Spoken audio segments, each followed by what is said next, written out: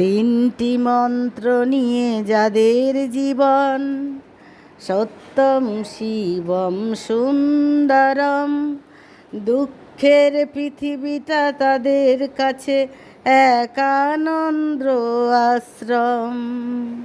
সেই মানুষই আসল মানুষ, যার জীবন পরের তরে।